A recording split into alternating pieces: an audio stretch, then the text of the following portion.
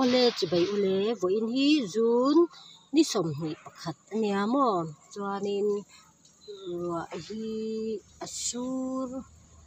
nasat ang reng khop mai chuan hi ka capsicum ho hi hitlai hi entai la hi atla apar te po hi tla mo chuan hi ti hian a toya ara hi puitling theilo hian in ara hi ti hian a tlazel mai ani chuwang chuanin ti dan tu kha kan ngai tua deuh ta ani chu enge hemi ara te apar te atla na chan de hi pakhata chuan tuya hmu tam lutuk wang kha ni ta amo chuwang chuanin engtin nge ti ara ka tia chuanin tui hi hei greenhouse chu huia pada kan ni si lova mo min chunga da kha kan ni sia chuwang chuanin tui han ti dan tur kha ka buai ta ni chu chuanin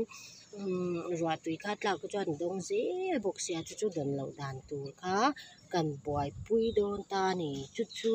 ka tum dana chuan hi pot lo ni ta a hi ta hian hemi pot a hi ta hianin sarangin ka tuam de ka ngamo ruwa run sur le po a ama hi nan lo turin hianin ama hi nan lawa chuanin ruwa tui kha don bel lutuk lo tura siam dan kha ka rom jong don ta ata chuan sarangin a pot hian tiang ka tuam anga helai hian tiang ka la khom menga ruwa sur pon lu chin kha chu amma se inge ni hita hotian luang ran zel thei tur ang chi siam kha ka tumani mo chumi ka siam dan chu karon tilang do ni chu mo abik le zwalin bar cha ho hian sorry ho khop maya ruwa sur hi an ka zel pura chuan ra thei lo ten tia chu han ti ra puitlin kan tumangi han hun na tur hun kha ka nei dai si lawa chuwang chuan kan da som don ni chu ole hei ti hian kamar cha capsicum pot a chu ka khuang ton ta ut mai amo ti hianin sarang hianin ka tuam ta a chuanin hi among lam hi chu a chu dai che lawa a thin lai a thut bet thei ang velin ka ti ta mo chuan tui ka chu in drain thei don thawani chu mo tui om kha chu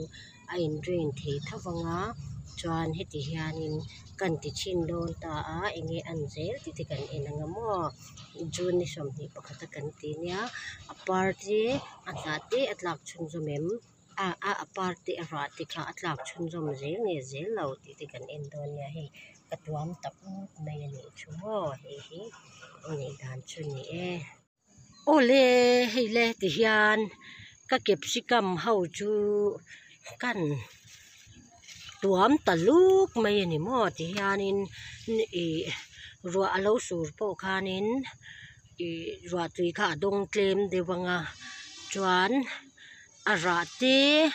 apar te hi atlalo deuh thei angem ti be sei na in mo kha kan ti ta ni mo hitan pot ni ka khuang tua ma chuan hei ni lai hang kan khuang tuam le buka mo heng ho hin ni ta ni chu mania ka report ho kha khang ho khan ni ta a hi heng te hi ra tha em mai sia mo heng te hi atlale tupang ti kha ka hlau sia chuan heng te hi alian thakung mai sia mo heng te hi a min te po min se a chi te po da kha ka du a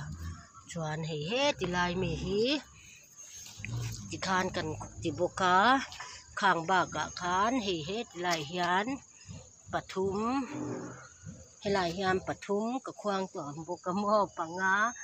paruk pasari pariat pakua som avain pot som ka capsicum pot som ho ka ti hian ka tuam ta hlun mai ni ruatia don vak lo na turata na asot puyem ara thata em ti te update kan nei le don nia